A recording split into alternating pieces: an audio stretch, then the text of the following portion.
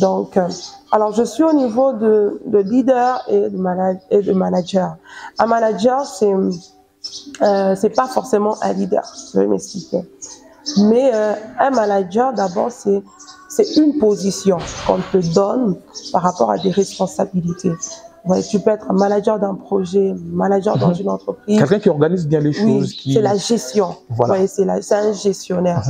Alors, tu peux être un bon gestionnaire, mais tu manques. Oui, mais pas nécessairement un bon leader. Voilà. Ouais, tu manques un leadership en toi. Alors, souvent, on nous dit que les managers ont souvent besoin d'un bon leadership pour atteindre leur objectif. Ouais. Voilà. Alors, vous voyez, un manager, c'est un chef. Un manager, je prends un exemple dans une entreprise, c'est que quand il y a un pot cassé, il va te faire payer parce que c'est l'entreprise et puis il y a des objectifs à atteindre. Si tu ne les as pas atteints, on peut même te chasser. Et dans le leadership, parfois, c'est la compréhension, le pardon et tout. Un manager, lui, il se protège. Oui. Voilà. Il se protège. Oui, il se protège. Mais quand tu es leader, à la place où tu devais condamner une personne, tu peux comprendre. Comme Jésus. Comme Jésus.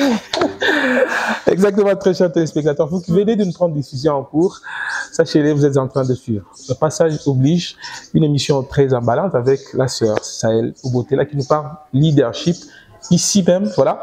Et c'est une brèche qu'on ouvre déjà pour le leadership féminin. Et je pense que on va transposer juste les mêmes définitions pour définir le leadership féminin. Le leadership féminin. Oui, en fait, le leadership féminin, c'est d'abord le leadership au sens neutre. Le leadership, comme je venais d'en parler précédemment. Mais le leadership féminin, c'est un leadership qui se fait avec les qualités féminines. C'est-à-dire, donc, c'est un leadership qui est attaché au pouvoir féminin.